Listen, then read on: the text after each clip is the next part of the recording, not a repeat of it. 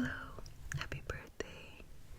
This is going to be an audiobook reading of The Picture of Dorian Gray by Oscar Wilde. That is the book. You gifted it to me a while ago, so I shall be reading it to you today. And I have to be kind of quiet because my parents are outside and I told them I was going to go to sleep. So, let's begin. Also, there's some words that I can't pronounce and I'm sorry, okay? I'm not that smart. Alright, let's begin.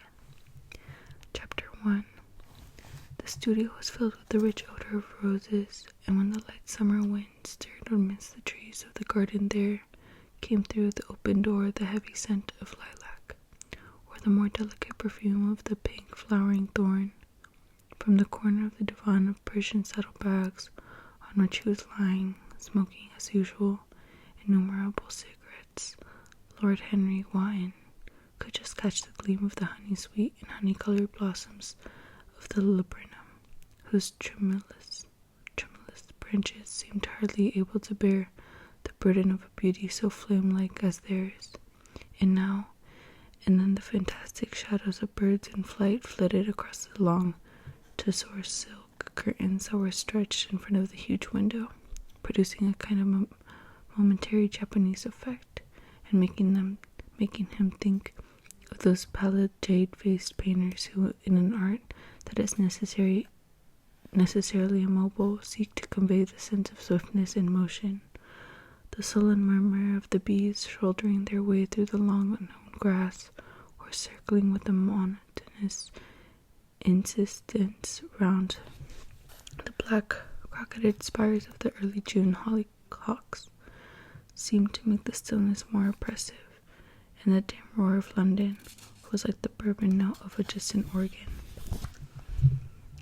In the center of the room, clamped to an upright easel, stood the full-length portrait of a young man of extraordinary personal beauty, and in front of it, some little distance away, was sitting the artist himself, Basil Hallward, whose sudden disappearance some years ago at the time such public excitement and gave rise to so many strange conjectures.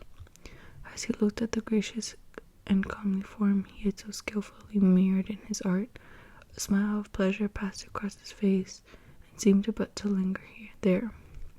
But he suddenly started up, and closing his eyes, placed his fingers upon the lids, as though he sought to imprison with his brain some curious dream from which he feared he might awake. "It is your best work, Basil, the best thing you have ever done," said Lord Henry, languidly. "You must certainly send it to next year to the Grosvenor. The Academy is too large and too vulgar. The Grosvenor is the only place." "I don't think I will send it anywhere," he answered, tossing his head back in that odd way that used to make his friends laugh at him at Oxford. "No, I won't send it anywhere." Lord Henry elevated his eyebrows and looked at him in amazement through the thin blue wreaths of a smoke that curled up in such fanciful whirls from his heavy opium-tainted cigarette. "Not send it anywhere? My dear fellow, why? Have you any reason? What odd chaps you painters are. You do anything in the world to gain a reputation. As soon as you have one, you seem to want to throw it away. It is silly of you, for there is only one thing in the world worse than being talked about, and that is not being talked about. A portrait like this would set you far above all the young men in England, and make the old men quite jealous, if old men are ever capable of any emotion." "I know you will laugh at me," he replied, "but I really can't explain. I can't really exhibit it. I have put too much of myself into it." Lord Henry stretched his long legs out on the divan and shook with laughter. "Yes, I knew you would laugh, but it is quite true, all the time. Too much of yourself in it. Upon my word, Basil, I didn't know you were so vain, and I really can't see any resemblance between you and your rugged, strong face, and your coal-black hair, and this young Adonis, who looks as if he was made of ivory and rose leaves. Why, my dear Basil," he is a narcissist, and you, well, of course, you have an intellectual expression and all that. But beauty, real beauty, ends where an intellectual expression begins. Intellect is in itself an exaggeration and destroys the harmony of any face. The moment one sits down to think, one becomes all nose or all forehead or something horrid. Look at the successful men in any of the learned professions, how perfectly hideous they are, except of course in the church. But then in the church they don't think. A bishop keeps on saying at the age of 80 what he was told to say when he was a boy of 18, and consequently he always looks absolutely delightful. Your mysterious young friend, whose name you've never told me, but whose picture really fascinates me, never thinks. I feel quite sure of that. He is a brainless, beautiful thing who should always be here in winter when we have no flowers to look at, and always here in the summer when we want something to chill our intelligence. Don't flatter yourself, Basil, you are not in the least like him. You don't understand me, Harry. Of course I am not like him. I know that perfectly well. Indeed, I should be sorry to look like him. You shrug your shoulders. I am telling you the truth. There is a fatality about all physical and intellectual distinction, that sort of fatality that seems to dog through history, the faltering steps of kings. It is better not to be different from one's fellows. The ugly and the stupid have the best of it in the world. They can sit quietly and gape at the play. If they know nothing of victory, they are at least spared the knowledge of defeat. They live as we all should live, undisturbed, indifferent, and without disquiet. They neither bring ruin upon others nor have ever received from the alien hands. Your rank and wealth, Harry, my brains, such as they are, my fame, whatever it may be worth, Dorian Gray's good looks, we will all suffer for what the gods have given us. Suffer terribly. Dorian Gray, is that his name? Said Lord Henry, walking across the studio towards Basil Hallward. Yes, that is his name. I didn't intend to tell it to you. But why not? Oh, I can't explain. When I like people immensely, I can never tell their names to anyone. It seems like surrendering a part of them. You know how I love secrecy. It is the only thing that can make modern life wonderful and mysterious to us. The commonest thing is so delightful as one hides it. When I leave town, I never tell my people where I am going. If I did, I would lose all my pleasure. It is a silly habit, I dare say, but somehow it seems to bring a great deal of romance into one's life. I suppose you think me awfully foolish about it. Not at all, answered Lord Henry, laying his hands upon his shoulder. Not at all, my dear Basil. You seem to forget that I am married, and the one charm of marriage is that it makes a life of deception necessary for both parties. I never know where my wife is, and my wife never knows what I am doing. When we meet, we do meet occasionally. When we dine out, or go down to Duke's, we tell each other the most absurd stories with the most serious faces. My wife is very good at it, much better in the fact than I am. She never gets confused over her dates, and I always do. But when she finds me she makes no row at all. I sometimes wish she did, but she merely laughs at me. I hate the way you talk about married life, Harry, said Basil Hallward, shaking his hand off and strolling towards the door that led into the garden. I believe that you are a really good husband, but that you are thoroughly ashamed of your own virtues. Give me a second.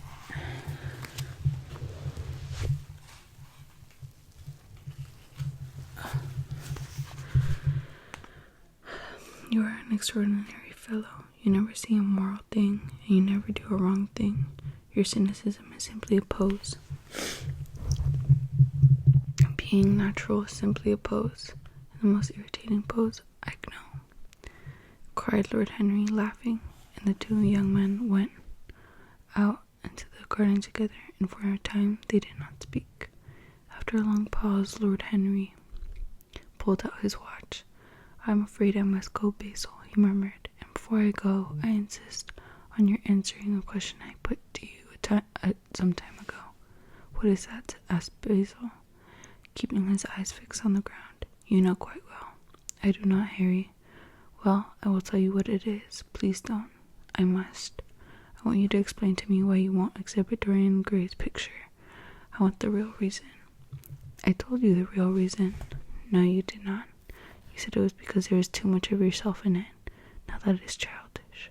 Harry, said Basil, looking at him straight in the face. Every portrait that is painted with feelings is a portrait of an artist, not of the sitter. The sitter is merely the accident, the occasion. It is not who he is revealed by the painter. It is rather the painter, who on the colored canvas reveals himself. The reason I will not exhibit this picture is that I am afraid that I have shown it with the secret of my own soul. Lord Harry laughed. And what is that? He asked. I will tell you, said Hallward, and an expression of perplexity came over his face. I am all expectations, Basil, murmured his companion, looking at him.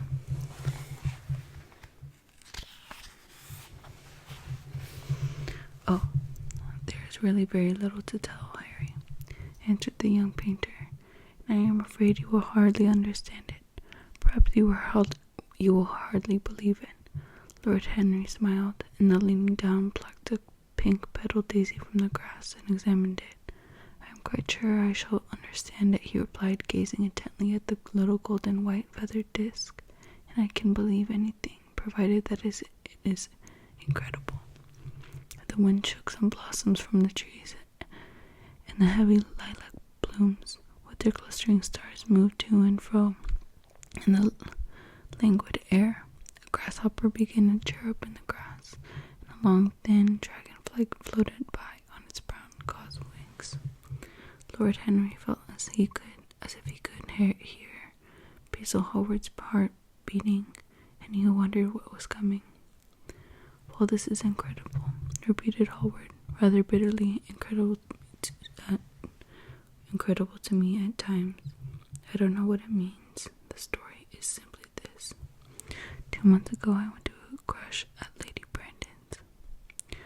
You know, we poor painters have to show ourselves in the society from time to time, just to remind the public that we are not savages.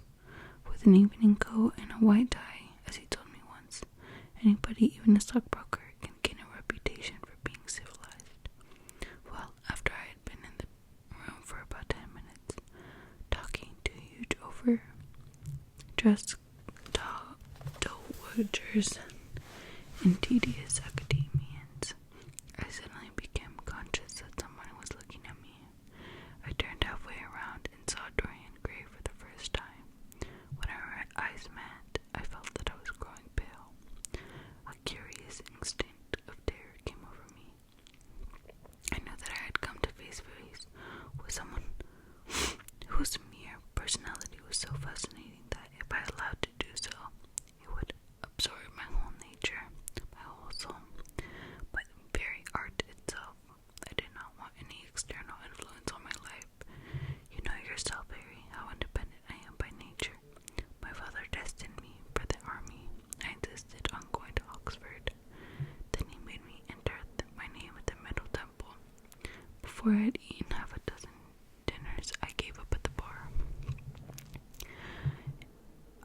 In announced to my intention of becoming a painter. I have always been my own master, had at least always been so till I met Dorian Gray. Then, but I don't know how to explain it to you, something seemed to tell me that I was going on the verge of a terrible crisis in my life. I had a strange feeling that fate had in store for me exquisite joys and exquisite sorrows.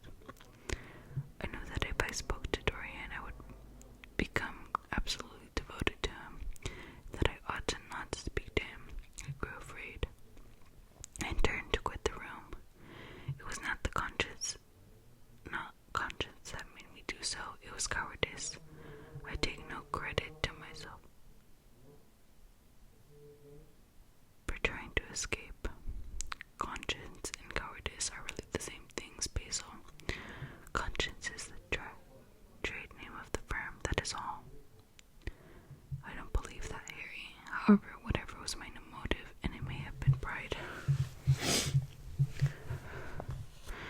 where I used to be very proud, I certainly struggled to the door. There, of course, I stumbled against Lady Brandon. "You are not going to run away so soon, Mr. Hallward," she screamed out. You know her shrill, horrid voice? "Yes, she is a peacock and everything but beauty," said Lord Henry, pulling the daisy to bits with his long, nervous fingers. I could not get rid of her. She brought me up to the royalties and people with stars and garters, and elderly ladies with gigantic tiaras and hooked noses. She spoke of me as her dearest friend.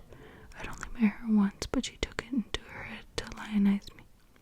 I believe some picture of mine had made great success at the time, at least been in the chattered about in the penny newspapers, which is the 19th century standard of immortality.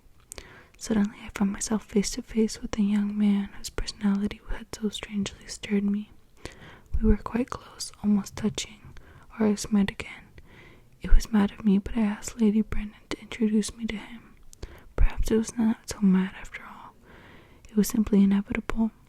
We would have spoken to each other without any introduction, I am sure of that. Dorian told me so afterwards. He too felt that we were destined to know each other.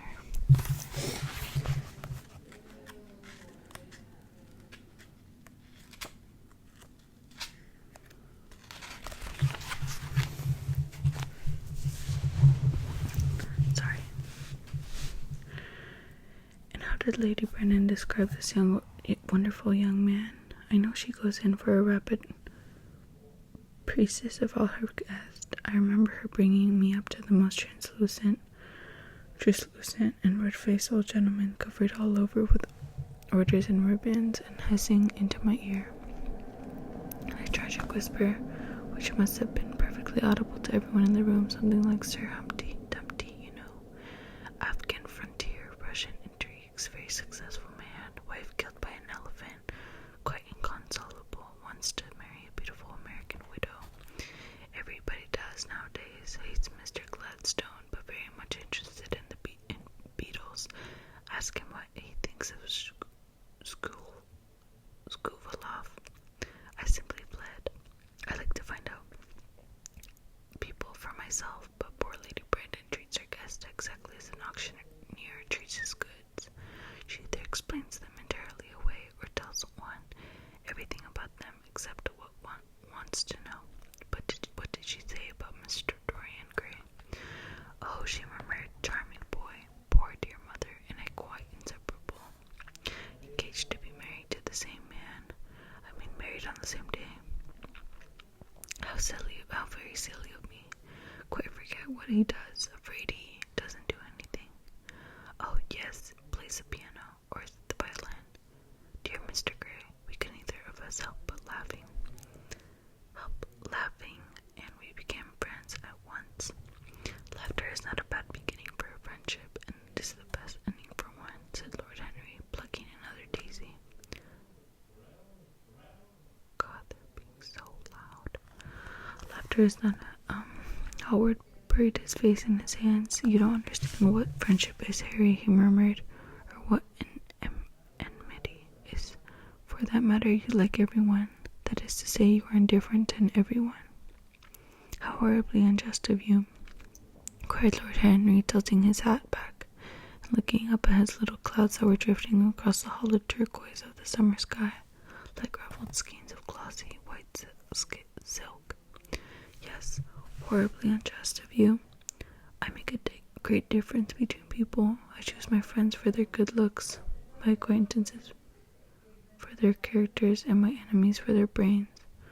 A man can't be too careful in the choice of his enemies.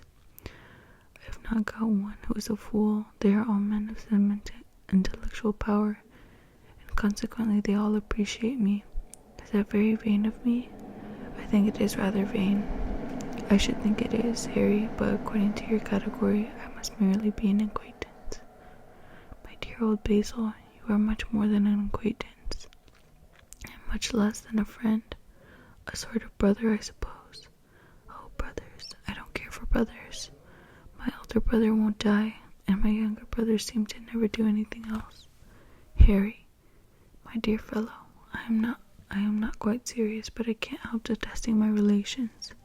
I suppose it comes from the fact that we can't stand other people having the same faults as ourselves. I quite sympathize with the rage of the English democracy against what they call the vices of the upper classes. They feel that the drunkenness, stupidity, and immortality should be their own special property, and that if any one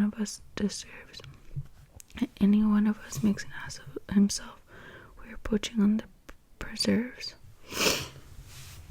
When poor Southwark got into the divorce court, their indignation was quite magnificent, and yet I don't suppose that 10% of the lower orders live with their own wives. I don't agree with a single word that you have said, and what is more, Harry, I don't believe you do either.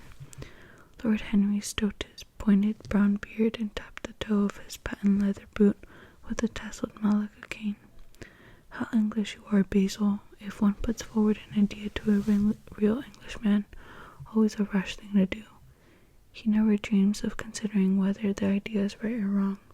The only thing he considers of the importance is whether one believes it oneself. Now, the value of an idea has nothing whatsoever to do with the sincerity of the man who expresses it. Indeed, the probabilities are that the more insincere the man is, the more purely intellectual will the idea be, as in that case it will not be colored by either his wants, his desires, or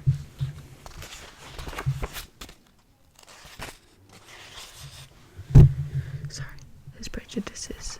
However, I don't propose to discuss politics, sociology, or metaphysics with you. I like persons better than principles. Tell me more about Dorian Gray. How often do you see him? Every day.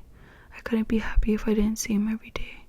Of course, sometimes it is only for a few minutes, but a few minutes with somebody one worships means a great deal. But you do really worship him. But you don't really worship him. I do.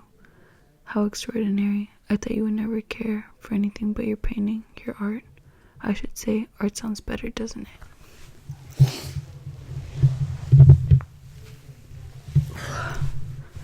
Sorry. He is all my art to me now. I sometimes think, Harry, that there are only two eras of any importance in the history of the world. The first is the appearance of a new medium for art, and the second is the appearance of a new personality for art. Also, with the invention of oil painting was to the Venetians the face of Tinnitus was to late Greek sculpture, and the face of Dorian Gray will someday be to me. It is not merely that I paint from him, draw from him, model from him. Of course I have done all that. He has stood as Paris in the dainty armor, and as Adonis with the huntsman cloak and polished boar spear. Crowned with heavy lotus blossoms, he has sat on the prow of Adrian's barge, looking into the green turbid Nile. He has leaned over the still pool of some Greek woodland, and seen in the water silver the wonder of his own beauty. But he is much more to me than that. I won't tell you that I am dissatisfied with what I have done of him, or that his beauty is such that art cannot express it. There is nothing that art cannot express, and I know that the work I have done since I met Dorian Gray is good work. It's the best work of my life, but in some curious way, I wonder, will you understand me? His personality has suggested to me an entirely new manner in art, entirely new mode of style. I see things differently. I think of things differently. I can now recreate life in a way that was hidden from me before. I dream of form and days of thought. Who is it to me who says that? I forget. But it is what Dorian Gray has been to me, the merely visible presence of this lad, for he seems to me a little bit more than a lad, though he is really over 20. His merely visible presence. Ah, I wonder, can you realize all that means? Unconsciously, he defines for me the lines of a fresh school, a school that is to have in itself all the passion of the romantic spirit, all the perfection of the spirit that is Greek, the harmony of soul and body, how much that is. We in our madness have separated the two, and have invented a realism that is bestial, an ideality that is void. Harry, if you only knew what Dorian Gray is to me. You remember that landscape of mine for which Agnew of offered me such a huge price, but which I would not part with. It is because one of the best things I've ever done. Why is it so?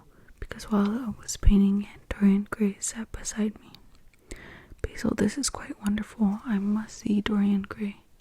Howard got up from his seat and walked up and down the garden, and after some time he came back.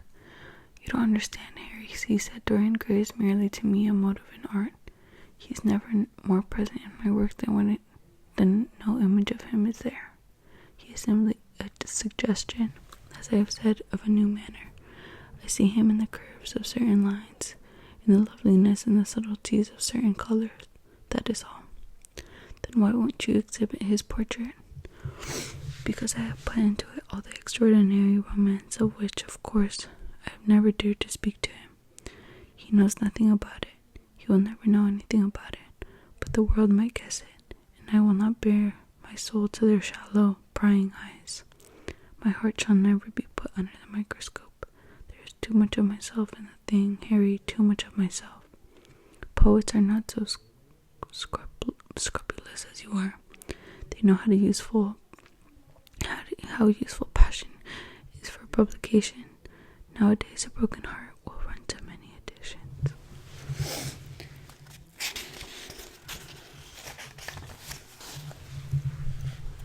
I hate them for it. An artist should create beautiful things, but should put nothing of his own life into them. We live in an age when men treat art as if it were meant to be a form of autobiography. We have lost the abstract sense of beauty. If I live, I will show the world what it is, and for that reason, the world shall never see my portrait of Dorian Gray. I think you're wrong, Basil, but I won't argue with you. It is only the intellectually lost who ever argue. Tell me, is Dorian Gray very fond of you? Howard considered for a few moments. He likes me, he answered after a pause. I know he likes me, of course. I flatter him dreadfully.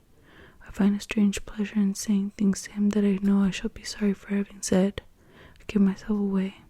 As a rule, he is charming to me, and we walk home together from the club, arm in arm, or sit in the studio and talk of 1,000 things. Now and then, however, he is horribly thoughtless. It seems to have taken a real delight in giving me pain. Then I feel, Harry, that I have given away my whole soul to someone who treats it as if it were a flower to put in his coat, a bit of a decoration to charm his vanity, an ornament for a summer's day. Days in summer, Basil, are apt to linger. Perhaps he will tire sooner than he will. It is a sad thing to think of, but there is no doubt that genius lasts longer than beauty. That accounts for the fact that we all take such pains to over-educate ourselves. In the wild struggle for existence, we want to have something that endures, and so we fill our minds with rubbish and facts, in the silly hope of keeping our place. The thoroughly well-informed man, that is a modern ideal, and the mind of the thoroughly well-informed man is a dreadful thing. It is like a bric-a-brac shop, all monsters and dust, and everything priced above its proper value. I think you will tire first. All the same, some day you will look at him and he will seem to you to be a little out of the drawing, and you won't like his tone or color or something. You will bitterly reproach him in your own heart, and seriously think that he has behaved very badly to you. The next time he calls you, you will be perfectly cold and indifferent. It will be a great pity for you. It will alter you. The worst of having a romance is that it leaves one so unromantic. Harry, don't talk like that. As long as I live, the personality of Dorian Gray will dominate me. You can't feel what I feel. You change too often. Ah, my dear Basil, that is exactly why I can feel it. Those who are faithful know only the pleasures of love. It is the faithless who know love's tragedies. And Lord Henry struck a light on a dainty silver case and began to smoke a cigarette with a self-conscious and self-satisfied air, as if he summed up the life in a phrase. There was a rustle of chirruping sparrows shadows in the ivy, and the blue cloud shadows chase themselves across the grass like swallows. How pleasant it was in the garden, and how delightful other people's emotions were. Much more delightful than their ideas, it seemed to him. One's own soul and the passions of one's friends, those were the fascinating things in life. He thought with the pleasure of the tedious luncheon that he had missed by staying so long with Basil Hallward. Had he gone to his aunt's, he would have been sure to meet Lord Goodbody there, and the whole conversation would have been about the housing of the poor, the necessity for the model lodging houses. It was charming to have escaped all that. As he thought of his aunt, an idea seemed to strike him. He turned to Hallward and said, "My dear fellow, I have just remembered." "Remembered what, Harry?" "Where I have heard the name of Dorian Gray." "Where was it?" asked Hallward, with a slight frown. "Don't look so angry, Basil. It was at my aunt's, Lady Agatha's. She told me she had discovered a wonderful young man who was going to help her in the East End, and that his name was Dorian Gray. I am bound to state that she never told me he was good-looking. Women have no appreciation of good looks, at least. Good women have not. She said that he was very earnest, and that he had a beautiful nature. I at once pictured to myself a creature with spectacles and lank hair, horridly freckled, tripping on huge feet. I wish I had known I was your friend." "I am very glad you didn't, Harry." "Why?" "I don't want you to meet him." "Mr. Dorian Gray is in the studio, sir," said the butler, coming into my garden. "You must introduce me now," cried Lord Henry, laughing. Basil Hallward turned to the servant who stood blinking in the sunlight. "Ask Mr. Gray to wait, Parker. I will be in a few moments." The man bowed and went up the walk. Then he looked at Lord Henry. "Dorian Gray is my dearest friend," he said. "He is a simple and a beautiful nature. Your aunt was quite right in what she said about him. Don't spoil him for me. Don't try to influence him. Your influence would be bad. The world is wide and has many marvelous people in it. Don't take away from me the one person that makes life absolutely lovely to me, that gives to my art whatever wonder or charm it possesses. Mind, Harry, I trust you." He spoke very slowly, and the words seemed to wrung out of him almost against his will. "What nonsense you talk," said Lord Henry, smiling and taking Hallward by the arm. He almost led into the house. That was chapter 1. Chapter 2 will be next week. And I hope you enjoyed it. I also did get a microphone for this occasion. It is a used